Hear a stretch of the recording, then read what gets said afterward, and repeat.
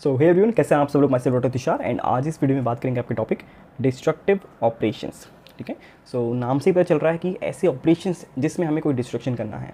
And destruction किसका करना है? Basically the dead foetus. ठीक है, अनफॉर्चुनेटली जब बेबी डाई हो जाता है इनसाइड द मदर, तो उस कंडीशन में अब हमें बेबी को बाहर तो निकालना है, but without undergoing a C section.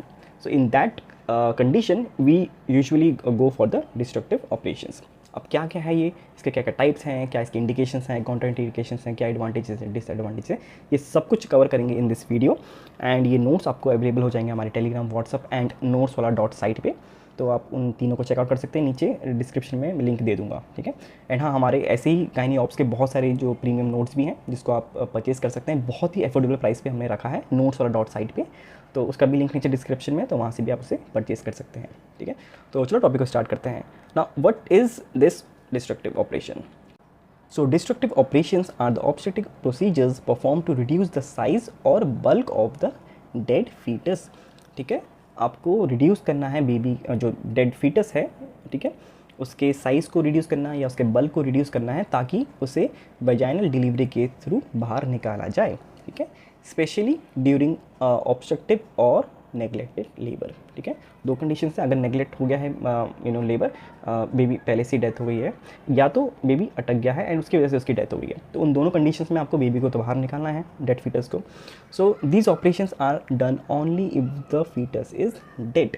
ठीक है, अगर लाइव है तो हमें फटाफट सी सेक्शन करके उसे कैसे भी निकालना होता है, लेकिन इन केस की the foetus is dead we go for this procedure and when the vaginal delivery is safer than the C section. ठीक है, सो इन दो कंडीशंस में हमें इसके लिए जाना पड़ता है। Now what are the indications, किस किस कंडीशंस में हमें ये करवाना पड़ता है? First, the most important, if the foetus is dead. ठीक है, so this is mandatory, most important, याद रखना। ठीक है, एंड फर्स्ट कंफर्म आपके जो इंट्रायूटेराइन फीटल डेथ हो रखी है नहीं हो रखी with the help of ultrasounds, तो आपको कोई भी हार्ट साउंड नहीं सुनाई देगी बेबी की। ठीक है, सेकंड केस है अगर ऑब्स्ट्रक्टिव लेबर है, in the case of CPD, ठीक है, या आपका डीप ट्रांसवर्स अरेस्ट हो रखा है या नेग्लेक्टेड लेबर, इन तीनों कंडीशंस में आपको इसके लिए जाना पड़ेगा। ठीक है, एंड ये आई थिंक तीनों टॉपिक्स पे हम लोग ऑलरेडी सेपरेट वीडियोस बना चुके हैं, तो आप उसे भी चेकआउट कर सकते हैं। ये third is the foetal anomalies, जैसे लार्ज फीटस। ठीक है, बेबी किसी भी रीज़न से बहुत ज़्यादा साइज़ में बड़ा है और उसकी डेथ हो चुकी है, it could be because of many reason, जैसे आपका हाइड्रोसिफेलिस की कंडीशंस में हो सकता है। ठीक है, कंजॉइंट ट्विंस हैं उस कंडीशन में हो सकता है, ह्यूज फीटल एसाइटिस हो रखा है बेबी में, ठीक है, तो उस कंडीशन में हो सकता है, या आपका हाइड्रोप्स फिटालिस की कंडीशन में भी। ठीक है, तो इन चारों कंडीशंस में बेबी का साइज़ या जो बल्क है बेबी का साइज़ बढ़ जाता है, और रीज़न कोई भी हो डेथ की, तो उन कंडीशंस में भी आपको इस प्रोसीजर को फॉलो करना पड़ता है। फोर्थ है आपका एबनॉर्मल फीटल लाई। ठीक है, फीटस का जो लाई है, जो कि प्रेफरेबली सिफेलिक पोजीशन होना चाहिए, वर्टिकल लाई होना चाहिए। ठीक है, इट इज़ ट्रांसवर्स लाई। ठीक है, and it is impacted shoulders हो सकते हैं बेबी के, जिसकी वजह से वो अटक गया है, and breech with entrapped after the coming head. ठीक है, ब्रीच कंडीशन थी लेकिन आपका जो हेड है वो इंट्रैक्ट हो चुका है। ठीक है, तो ये कंडीशन हो गई है। एंड फिफ्थ है अगर maternal conditions where the C section risk is very high, जैसे सी सेक्शन के लिए आप क्यों नहीं जाओगे, क्योंकि उस कंडीशन में बहुत ज़्यादा ब्लीडिंग होगी, तो जो सीवियर एनीमिया की कंडीशन है, आप मतलब अगर वैसी मदर है तो आप उसके लिए नहीं जाओगे। ठीक है, सीवियर अगर सेप्सिस है, प्रॉपर हाइजीनिक कंडीशन नहीं है, तो उस कंडीशन में भी you can not go for the C section. ठीक है, पुअर जनरल कंडीशन है अगर मदर की, कोगुलोपैथी की कंडीशन अगर डेवलप हो सकती है मदर में, ठीक है, तो उस कंडीशन में भी नहीं जाएंगे सी सेक्शन के लिए। रिमोट सेटिंग है, नो सर्जिकल फैसिलिटीज़ होंगी, या मल्टीपल प्रीवियस सी सेक्शन हो रखे हैं, ठीक है, और साथ में ऑब्स्ट्रक्टिव लेबर भी हो रखा है, तो इन सब कंडीशंस में we are not going for the C section, instead of that we are going for the destructive operations. Clear? So ये हो गया इसके इंडिकेशंस। बात करेंगे कि किस कंडीशंस में ये बिल्कुल नहीं कराना है आपको, तो वो है लाइफ फीटस। सबसे पहली बात है, सब हमने जैसे पहले डिस्कस कर लिया था, अगर लाइफ फीटस है तो you have to go for the C section, और कैसे भी बेबी को बाहर निकालना है। ठीक है, अनकन्फर्म्ड फीटल डेथ, अगर आप कन्फर्म्ड नहीं है कि फीटस नहीं है अब, ठीक है, तो उस कंडीशन में भी आपको पहले रुकना है, पहले पूरा अच्छे से चेकअप करना है, then we have to go forward. Unfavourable pelvis है अगर, ठीक है, तो तभी नहीं करा सकते आप ये। सर्विक्स नॉट फुल्ली डायलेटेड, ठीक है, इस कंडीशन में भी आपको नहीं कराना है ये। देन एक्सपर्टीज़ नॉट अवेलेबल, ठीक है, क्योंकि ये प्रोसीजर्स भी कोई ऐसे नहीं है कि ईजिली आराम से हो जाएंगे। ठीक है, इसके लिए भी बहुत एक्सपीरियंस चाहिए। ठीक है, प्रॉपर स्टाफ चाहिए। एंड सीवियर वेजाइनल स्कारिंग है या स्टेनोसिस की कंडीशन हो गई है, तो उस कंडीशन में भी आप ये परफॉर्म नहीं कर पाओगे। ठीक है, सो इन सब पे भी हम लोग काफ़ी सारी वीडियोस लेके आ चुके हैं, आप बहुत सारी वीडियोस हम एक्चुअली गायनी ऑप्स की बना चुके हैं, आपको जस्ट सर्च करना है, उसके पीछे तुश नोट लगा दो, आपको बहुत सारी वीडियोस ऐसी ही मिल जाएंगी, ठीक है। क्योंकि अगर हम लोग एक एक टॉपिक को इसमें सब एक्सप्लेन करेंगे तो बहुत लंबी हो जाएगी वीडियो, तो आप वहाँ से उसे चेकआउट कर लेना, ठीक है।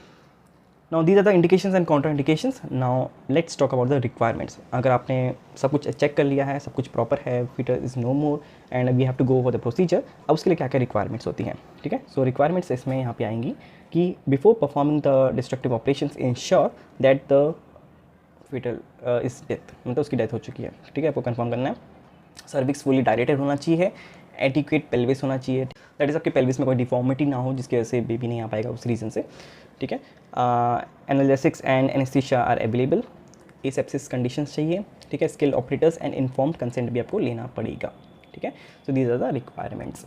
इसके एडवांटेजेस और डिसएडवांटेजेस की बात करें, so basically avoid major C section, क्योंकि अगर आप सोच रहे हैं, फॉर एग्जांपल आप ऐसे सोचिए कि now the baby is no more, है ना, तो उस कंडीशन में अगर आप सी सेक्शन के लिए जाएंगे, सो सी सेक्शन कोई एक छोटा मोटा सर्जरी तो है नहीं, it is a big surgery, तो क्या वो इतना जस्टिफाई करेगा उस चीज़ को कि जब बेबी की डेथ हो चुकी है उसके बाद भी अगर हम सी सेक्शन के लिए जाते हैं, so that is not good for the mother in future conditions, ठीक है। फ्यूचर में वापस से अगर कभी बेबी होता है एंड उस कंडीशन में सी सेक्शन की ज़रूरत पड़ेगी तो वापस से तो नहीं हो पाएगा ढंग से, तो उस कंडीशन में आपको इसके लिए जाना पड़ता है, ठीक है। So it reduces the maternal morbidity, ठीक है, यूजफुल इन रिमोट एरियाज जहाँ पे पूरी फैसिलिटी ना हो सी सेक्शन की, and it saves mother in obstructive labour, ठीक है। तो ये इसके एडवांटेजेस हो गए। कुछ डिसएडवांटेजेस भी हैं, जैसे इट रिक्वायर्स स्किल, मतलब स्टाफ तो होना ही पड़ेगा दोनों तरफ के लिए।